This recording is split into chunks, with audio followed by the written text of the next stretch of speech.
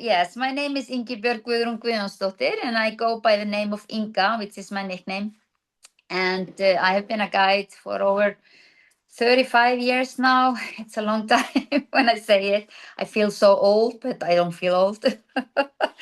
But yes, I've been guide for a long time in Iceland, from being, I was a hiking guide, hiking in the mountains with tents for a long time. And then we came into knitting tours some 15, 20 years ago with a friend of mine. And then me and Bergros, we also decided to do some knitting tours with Icelandic women. It was just before COVID, and then COVID came and we had to postpone that until after COVID. But we did, so we started with Icelandic going to our Westfjords, to our area we call Horstandir, very remote places. You have to take boat there, boat transports. There are no roads. And we started our Icelandic women knitting tours there. And then Tara came along, wanted to do knitting tours as well. And here we are, 3 years later, Tara, which is really nice. And so Tara is kind of the new kid in town, like I say, in the wool world. So did you get a chance to introduce? Can you go to Bergros? Thank you. Yes, are you next now? So this is Bergros, beautiful Bergros. Bergros, you want to do your introduction? Yes, thank you. Oh, sorry. Do you see me? Yes. Well, hi there. My name is Bergros Kjartansdóttir, and I'm a knitting designer and a goldsmith. And I was born in Ísafjörður in the Westfjords. And I have been living in Reykjavik for 35 years, but moved back to Ísafjörður in the Westfjords 1 year ago. So I'm back home. That's nice. And it was so very nice to have Tara and Inga. And it was very special and nice last year when we started our knitting tour. No, 2 years ago, not last year. No, I mean just the Westfjords. Oh, the Westfjords. Yeah, I'm just talking about it. Yeah, I'm talking backwards, okay. You know. Yeah, and that was very, very nice experience. And I think all the ladies had it also. They loved it. They told me so when they left Ísafjörður. Mm-hmm. It was a very special moment, and I was very happy. And I thought at that time, I think we should do this again. And I hope that many of you will come, because it was wonderful, even though I say it myself. And you're all welcome. I can tell you more about me later. Tara? Yeah. So are we sharing a screen now? Do you see Bergros and the speaker? That's what I was trying to accomplish, right? Mm-hmm. What I think that it's important to know that these two ladies are what you could go to Iceland and do a knitting tour. You could try to find yarn shops and farms and piece together an experience. But we have woven together the partnership with two childhood friends. They've known each other for a very long time. And you have, this expert guide, Bergros, expert knitting designer, Bergros, and then expert guide, Inga. And they are taking around telling you stories about the places they grew up in and that they have a deep experience in, both as, from personal and professional. And then, as we pointed out, I've become a big fan of wool. This and also gas station ice cream. These are things that you will fall in love with too when you come back from Iceland. But Inga, so why don't you tell us a little? Let's do an overview of the Icelandic wool, the history of it. Yes, yeah. So the magic of Icelandic wools is that the fleece of our Icelandic sheep has 2 types of wool. It's called tog and þel in Icelandic. And the tog is the outer layer. It is coursed long fibers, and the inner layer is like a fine merino wool. So we can either make that into a yarn separately, so the tog on one side and the fair, the soft one on one side. But the Icelanders, when we stopped producing all our wools at the farms, most of the time it was always separated and spun in tog and fair, because we were doing all the undergarments in fair. Then we started to mix everything together in the factories and spinning mills, and that's how we called it the Icelandic Lopi, which is our Icelandic wool yarn called. And we have Plötulopi, which is the unspun Icelandic yarn, which we traditionally have knitted our sweaters out of, what we call, or everyone calls today, the Icelandic sweater. But of course, we have different kinds of lopi, and we'll visit the spinning mill, so we'll see the production of the wool itself. We have a factory tour, a really interesting one. And yeah. No, I say now, I think it would be a good idea to just kind of talk about an overview of our knitting tours, and then we'll talk specifically about the 2 knitting tours. Yes. So the overview of the knitting tours. So it's some people are saying, so we are not. How can we be knitting the whole day? And we are not knitting the whole day. I mean, some people knit more than others. Some people like to knit like most of the time when they're even sitting in the bus or when they're sitting in the restaurants. They have their needles with them all the time. And some people just like to knit for a few hours per day. But we have set up the program in that way that in the mornings we have workshops, and the workshops is where Bergrós takes over and direct the workshop, and we go through a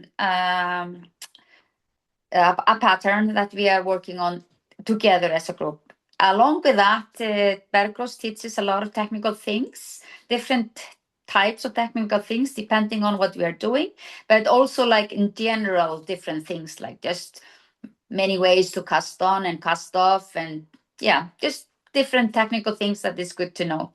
And then after the afternoon we have lunch together, and then we always have some program in the afternoon where we are going somewhere, we are meeting other locals, we go to factory tours, we meet farmers, we meet artists, and so on. So we are always doing something along with sightseeing, beautiful nature, and so on. So that's how both of our programs are set up in that way. And I love that it is not just a knit along. As I've started to learn more about knitting tours and what other knitting tours are in Iceland, there's not that many, there's a few, but a lot, when you start to compare and you're looking, if you're out shopping for knitting tours, look to see, is there an actual Icelandic designer on your tour? Or is it someone from the United States who is a knitter, who has people who like to knit, and they travel along and knit along? Or so that's one of the things that's pretty exclusive about this knitting tour, is having Bergrós, the designer, with you. And then also, who is your guide? Is it a local Icelandic guide who's taking you around versus just maybe a designer from the United States who might be driving you around or doing, day tours from a hotel in Reykjavik, for example. And then also this tour gets you out of Reykjavik. You are going to the countryside, you're moving to several different hotels, and you're seeing different parts of Iceland that is many tourists don't go to. So let's talk about the Shawls and Sheep Roundup knitting tour. That's September 6 to 14. Yeah. Do you want me to talk about that? Or yeah. You can Anybody. Okay. Well, we'll talk together. I'll start it, and Bergrós will maybe jump in from time to time. Yes. So the Shawl and Sheep Roundup, it goes up to the northwest side of Iceland. So it goes in the southwest and the northwest. Yeah, there is the route. And you can see where the 3 hotel beds are. That's about where we stay. And this is where my farm is. It's up by the far up north there by Hvítserkur. So that's this is the time we spent most of the time in. We spent 4 nights there. And this is also where we go to my roundup park, which is in my region. This is where all the sheep from that region, from that mountain area, are taken down to in the end of the summer when we gather them all together and we then drive them home to the farms. So we, along with me and Bergrós, the wool textile specialists, which we both are. I haven't told you that I am also, I was a designer. I worked for the wool factory that we go to, did some design there and patterns. And we also meet other textiles experts in Iceland. And one of them is Helga Thor. That is a very good friend of us. And we go to her workshops in the south. And then we go also to Guðrún, which is one of the dyer. Guðrún is at Hespa, and Guðrún has a dyeing studio. She uses Icelandic plants, and she is a magical woman with her dyeing factory. Tara.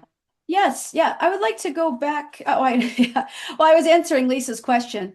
One of the things I think we went a little fast on is during the Shawls and Sheep Roundup knitting tour, what is the project that they're working on? And they make participants on this will get this book that Bergrós wrote. It's this beautiful book about the Nordic like stories about mythology and nature. And she's tied in pattern book of different shawls. And so there will be a project from this book that you work on. Okay, so you get this beautiful book. Each year they choose a different shawl. Last year, which one did you choose? Hornstrander? Is that the one you did? The one that is on the screen now. Oh, okay, great. So yes. This was the shawls. Yeah. Mm-hmm. And this is the workshop for Shawls and Sheep. In the morning, you work on these on making your shawl. And this trip does include the full all the wool for a full shawl that you most likely will not get done during this tour, but you'll get like what is the goal for the end of the week? Maybe like just trying to get one of the horns done, or no, we were much further up. The goal is to finish all the horns, get up the first there are like 2 then patterns, the white wings. Yeah, you do the whole shawl, the both wings at the same time. And so we went up all the horns, up the white part, and then we started on the third part, which is the third pattern. And so some of the women that were really fascinated, they finished their shawl, but most of them were like finishing it in the end. But the end is really like once you get up to the last part, it's really straightforward. So that should answer your question, Lisa. Thank you for bringing that up. We just got a little ahead of ourselves. So you meet Helga Thor, and then we also meet Guðrún. Yes, so I had the Guðrún is the magical woman with her yarn. She takes yarn from Ísþegs, actually, the factory, a spun yarn from Ísþegs, and she colors it in different colors, which she use mainly Icelandic herbs.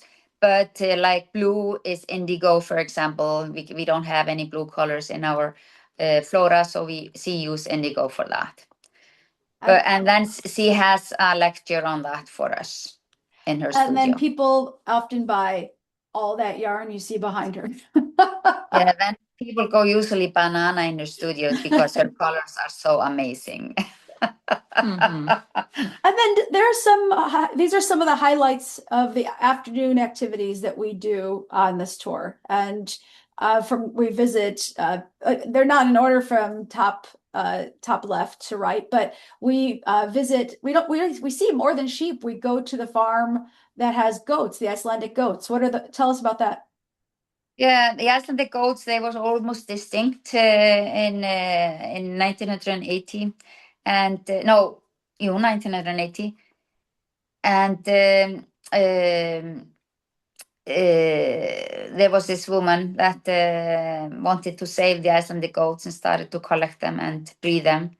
And we go to her farm to subsidize her and also just to meet up with the goat. They are so nice and friendly and like to be chatted to and cared for.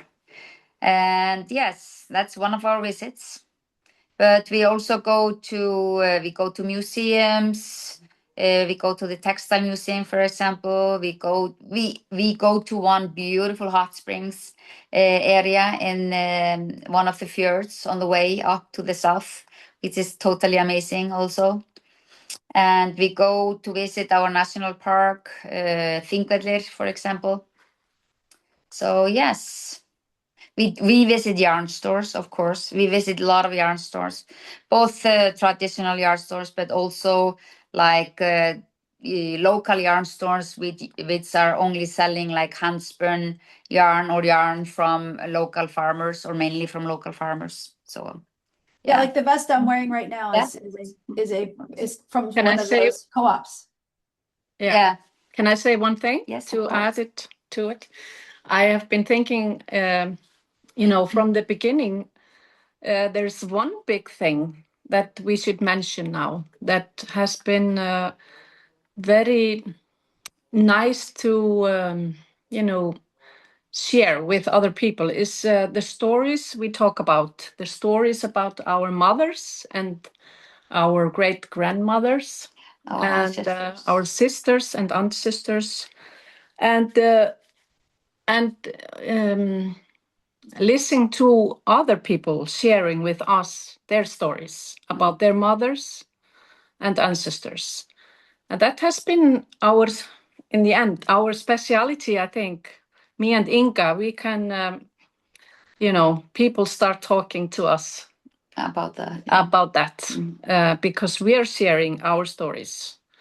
And I think that it's important to mention it, that I think everyone who is alive loves to tell stories and hear stories. Yeah, and everyone has great stories to share from Everyone families has. and from your life. Yeah. And that's always nice. Yeah. So we talk a lot, and the ladies in the groups, they get to know each other.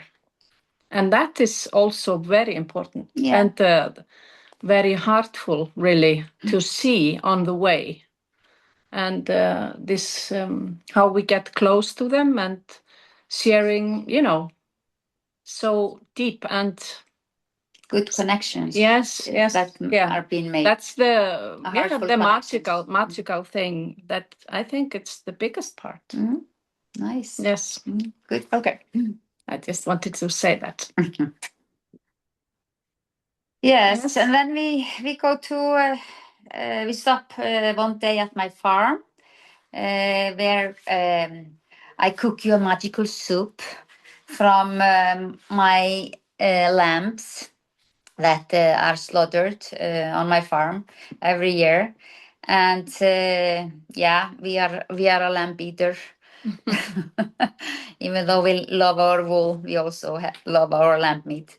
And so we make our traditional Icelandic soup in my kitchen. And so we just share, we have a workshop in my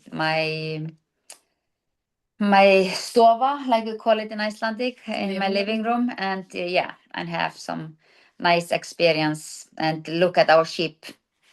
I think though, one of the things that Icelanders have a hard time doing is talking about how special something really is. Because I think it's also from the outsider's point of view, going to spend the day at Inga's farm is you feel at home. There have been so many people who have done this that they mentioned this is part of that highlight. To walk into the house and smell that soup cooking and and all the herbs in the air, to be in the warm living room, sitting together, looking at the old pictures on the wall, and just feeling like you're at your friend's house. When the weather's nice, we could sit outside and look at the beautiful lake and the ocean and the mountains and knit together outside. She's got sheep that people can walk over and look at their sheep. Sometimes there's horses. It's just a truly familiar type experience. Like, even though you've never been there before, it feels like home. Thank you, Tara. And you want to talk about the sheep roundup. So that's what also draws a lot of people to this particular week, this tour that we offer, because of the sheep roundup. So would you like to talk about that? Yeah, so the roundup is done like in September in different region of different time, but it's mainly like during 2 weeks of September that the farmers are gathering the sheep down. And it's a communal thing that we do. We have to go up in the mountains and round them up and bring them down to the Réttir, the corral. And it is a little bit stressful for the sheep because they like to be free out in the nature. I can very well understand that. But this is the only way to get them back until before the snow starts, because otherwise sometimes they get snowed up in the mountains and then they are in danger and can die in big snowstorms. So this is a very important thing to do, and it needs a lot of people, and we can participate in that. I mean, this is not, of course, an event that we can promise. We have been lucky for the last 2 times we've been running this tour to be able to do it all the time.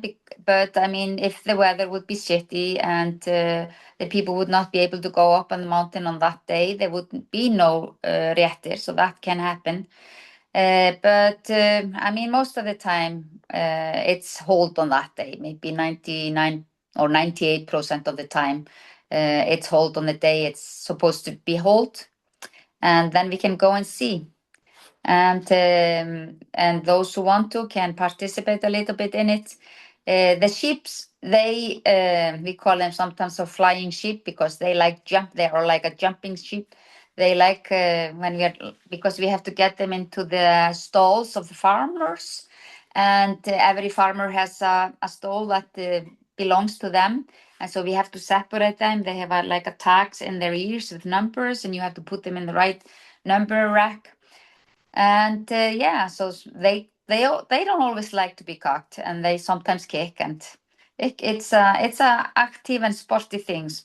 And some people don't like to go in there; they just like to watch from the side, from the walls, like you see people standing up there, or just outside of the corral. So it depends on how people want to do it, but it's just folkloric to be there. There's so many people and a lot of children, and there is a small coffee house where the women of the region have like this is their annual way to sell coffees and hot chocolate and cakes, and gather some money to do some good things in their community.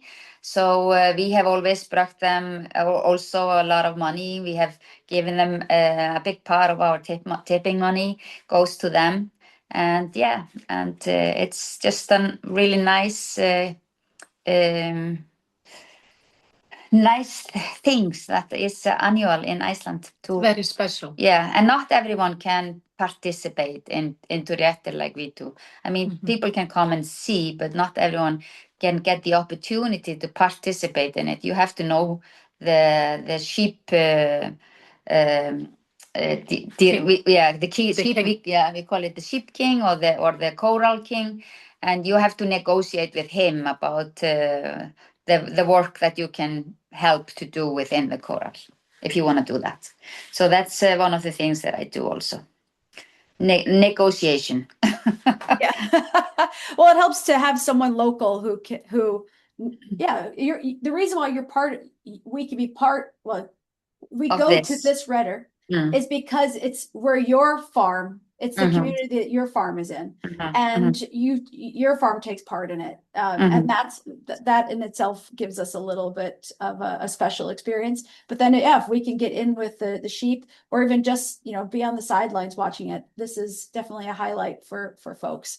And so, just to recap this, we're wrapping up the Shawls and Sheep Roundup knitting tour. Is that you're going to learn to make a shawl from Bear Gross's book. It includes visiting local yarn stores. You go to factories and factory and museum tours, farm visits. Some are exclusive. You meet local artists. We can't cover even all the people that you meet on this tour. And there's the dyeing workshop at Gudrun. We have hot tubs at the hotels. We go to nature spa. There's a really great chance to see Northern Lights. This is a good timing for that. And of course, the sheep roundup. So let's talk about our other tour, the Westfjords tour. And another thing to point out, because we had a question, is from Jeannie, is how many participants? And our tours are 10 to 12 participants. So it's small and intimate. It's not a big bus tour. All right, let's talk about the Westfjords. This is your guys' home. This is where your roots are. Yep, this is where we come from, and this is where we are born, and where our ancestors have been for a long time. Yeah. So yes, this is where we have our ties, and we definitely wanted to have a knitting tour to the Westfjords. Also because that's where Bergros lives, and we did not just want to come to my farm. We also wanted to go to Bergros workshop and house, and be able just to share the stories from the Westfjords and from our childhood and from our grandparents and parents, and how we learned knitting and how it all came together. Yeah. So do you want to add into that? Yeah, just about the sweater, because Tara was asking what they are learning really. The Icelandic sweater. I'm so sorry, Burgers. Can we just, because we have a whole slide on that. Can we just get an overview first on what we're going to be doing on this Westfjords Lopapeysa knitting tour? It's the same duration of time. It's a 9-day trip, and but it's the week later. So this is September 18 to 26.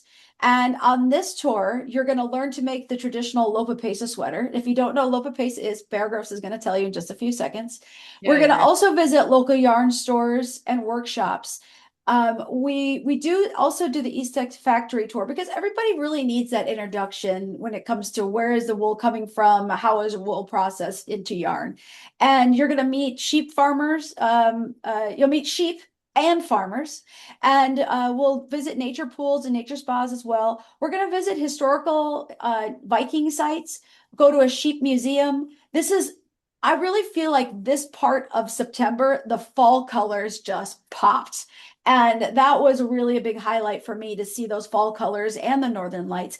And then there were so many little surprises in this tour, and that are like great surprises, because we can't tell you exactly. We have an overall itinerary, but because opportunities arise that Inga or Bear Gross or people that they know, they're like, why don't you come see this? Come join us here. There are all these little things that it's like being with your friends who know the Westfjords and their friends who are inviting them to see and do things. So that's what I love about this experience too. It is even more boutique and unique than even the Réttir trip, I think. Okay, so with that said, let's talk about the route so people can see the difference. We're going up to the remote Westfjords, and I think people should notice that's 11 hours and 22 minutes of driving, but we don't spend the whole time driving. I would have to say the first day is kind of the biggest day driving, isn't it, Inga? Yes, the first day is the biggest day, and then we drive up to Hotel Flókalundur from Reykjavik, and then we stay there for 2 nights, and we have workshop in that area. And then we can say that our actually, the Westfjord tour starts like once we are in the Westfjords. And then we meet people over there, like farmers and sheep farmer. And we go to museum there also. And we do different things in that area. We go to Bergros belongs to a group of artists in Ísafjörður, which have like a big workshop place with a lot of artists and a lot of people working there. We go there for half a day, and we have workshop there, and people can also just walk out and see what the other artists are working on and talking to them and so on. That's also neat and nice. And then we also have walks in town, and we drive to other towns and visit.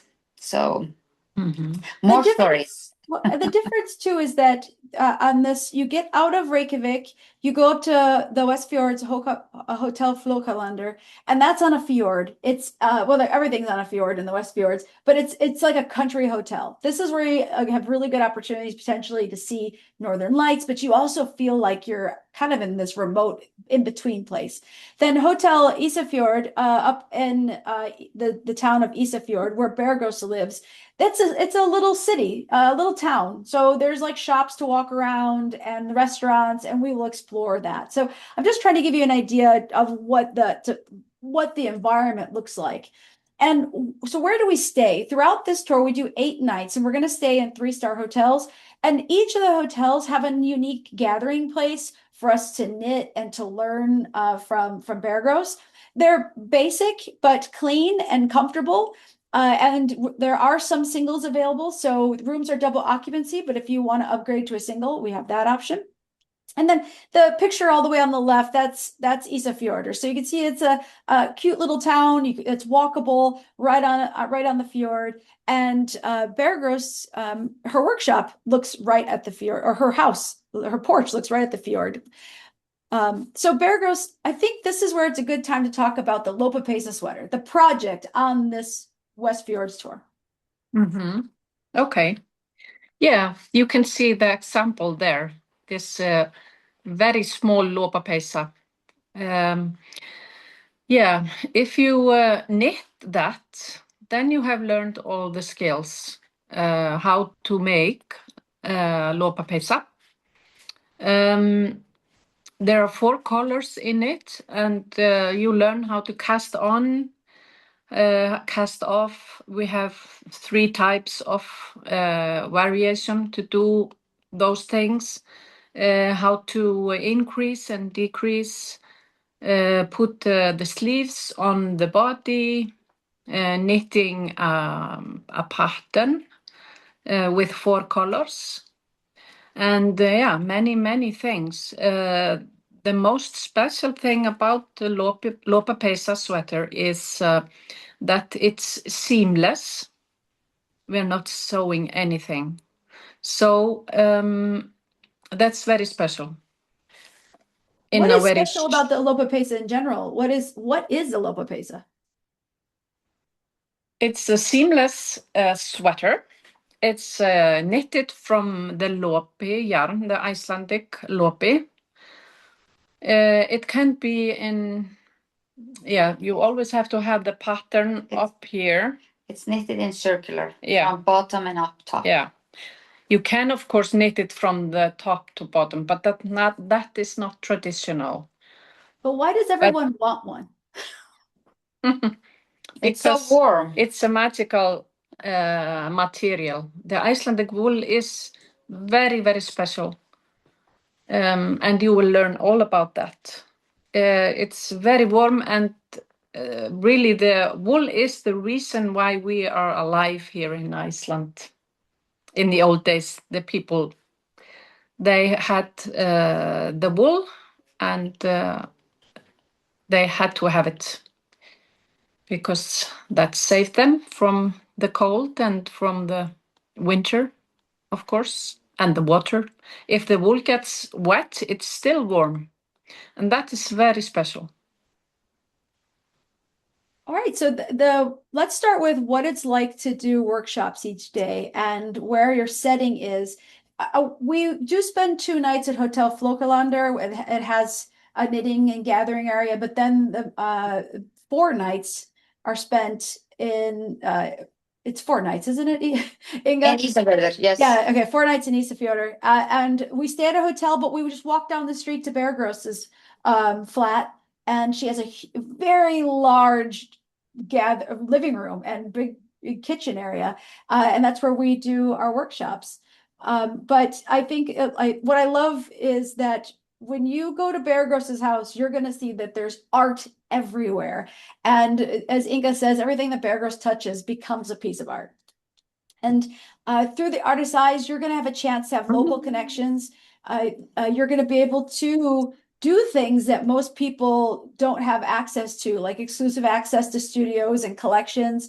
You're going to learn the Icelandic techniques. You're going to you'll work in the bottom photo there is at Bear Gross's house, but then at the top left photo, that's the art studio where multiple artists they have their own stalls and offices, I guess, or like studios, like all these little studios within this big building that used to be like make nets, right? Yep.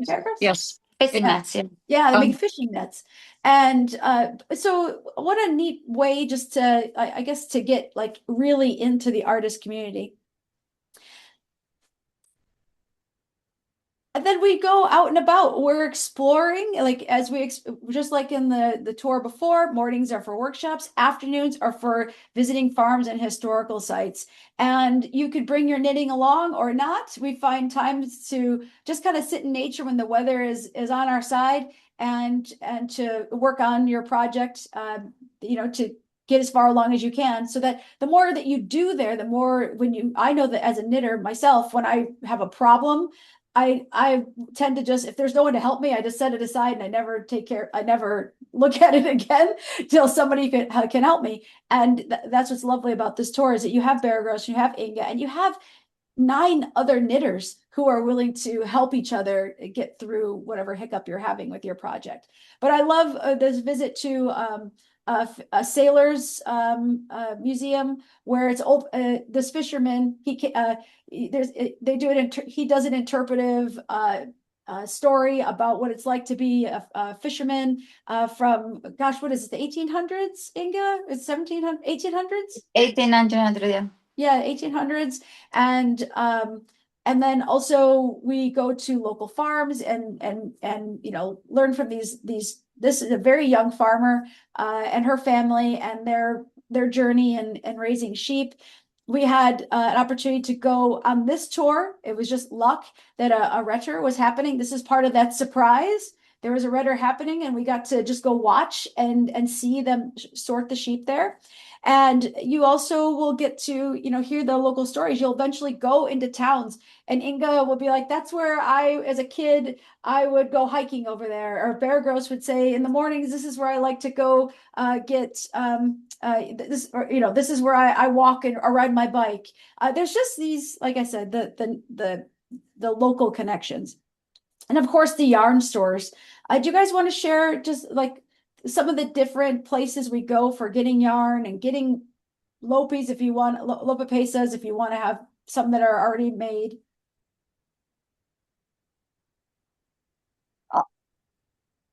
I didn't understand what you wanted. Oh, I just want to know, do you want to talk anything about the local handcraft shop and people buy? Yeah, okay. So there are of course local handcraft stores all over Iceland. In every town has a local handcraft store.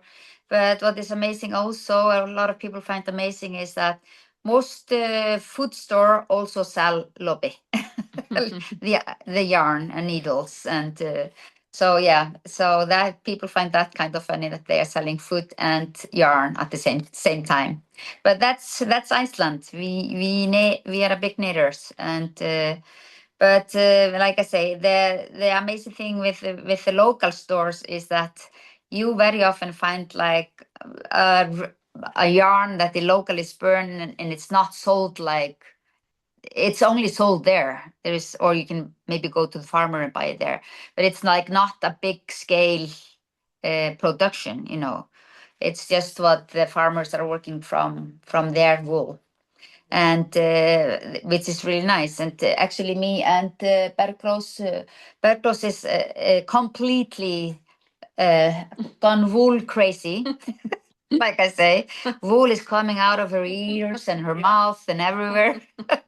So she has been picking up wool here and there of different colors of sheep. And yesterday, we went to one of our farmers' friend just by me.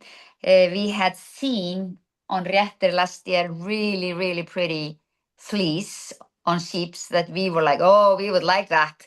So he actually called me, and he had actually take them apart and put them in a bag for us so we could take it and work wool out of it. That was really nice. So we went to him like yesterday, and we were with him for 2 hours looking at the sheep, talking about wool, talking about all the things about sheep. And it was just a wonderful time. And I think the farmer really enjoyed us ladies having all this interest in his wool sheep, or the wool of his sheep. So yeah. We can't forget to highlight that Westfjords, it has beautiful nature and sightseeing.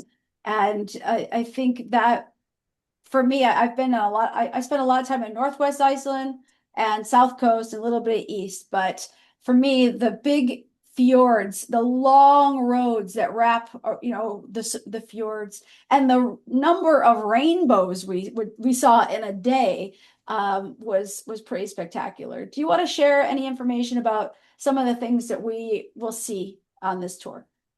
Oh, I think you should just come to Iceland and see it. Yes, you should. I'm all about I like painting a picture and really helping people to understand. Like the middle photo there of Dynjandi waterfall, that's actually like 3 levels. I mean, that's the main waterfall zoomed in, but the hiking trail that you could walk up to it, and you could see it from a distance, or you could see it, up close, depending on your fitness and how close you want to get to it. But I didn't know until I saw it first time in person just how massive this waterfall is. Is it the largest in the Westfjords? Yes, it is by far, and it's one of the most beautiful waterfalls in Iceland. Yes. I've seen a lot of waterfalls, and I love a lot of waterfalls in Iceland, but this is definitely in my top 5 now of seeing that. And then also on the left is you got to meet Deborah during the introduction, but this is also her sitting in one of the hot springs, a hot pool.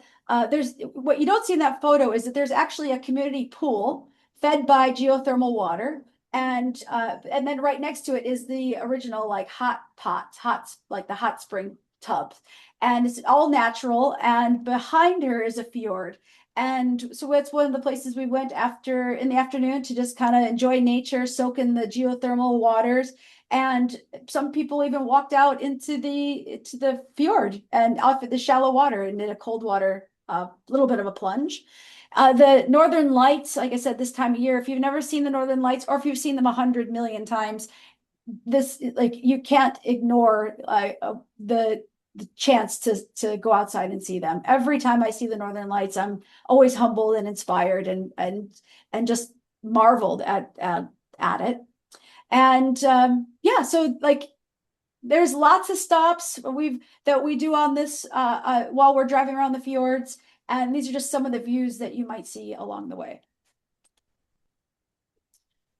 So yeah, this is the Westfjords tour, and hopefully you got a feel for how it is different than the Réttir tour with the shawls and sheep, and in a different location than that tour too.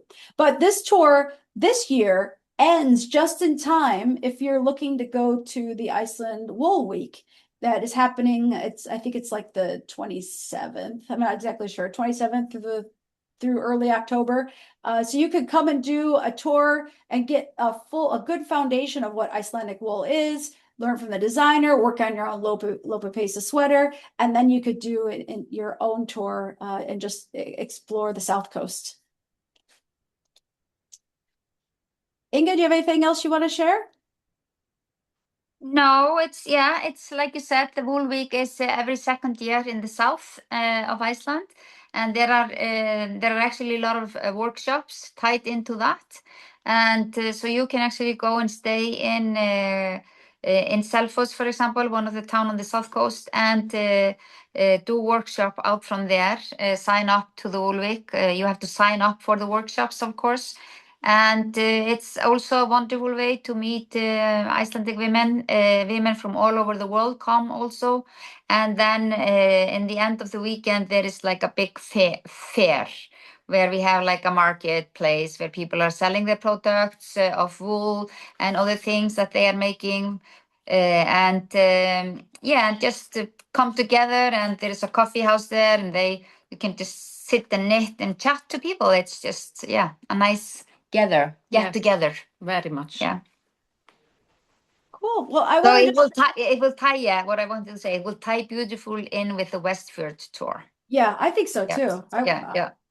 If we weren't already leading another tour, I would just go to the Wool Week as well. Maybe we should just postpone that. Yeah, we'll postpone that tour and we'll just continue this Westfjord tour into the Wool Week.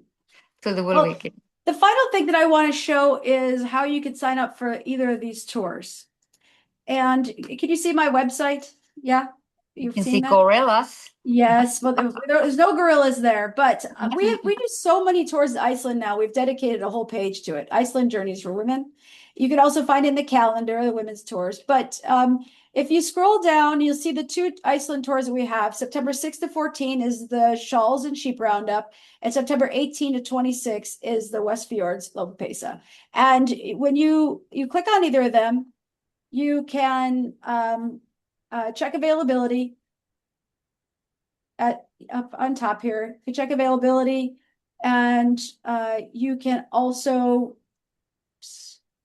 download a brochure if you want. But I put together some video of last year's experience in this hero scene, and then you have the details of what's included, what isn't, highlights, and then the itinerary also. Does anybody have any questions? I really appreciate those questions that were added. Thank you. Sometimes we miss stuff. It's okay to repeat things.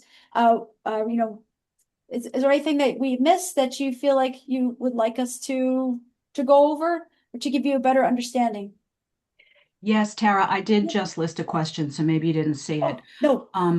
I see it now. I'm assuming the tours don't include airfare. That's correct. But what we do is once the trip is confirmed, we send out detailed travel parameters. So we tell you when to show up and when to depart.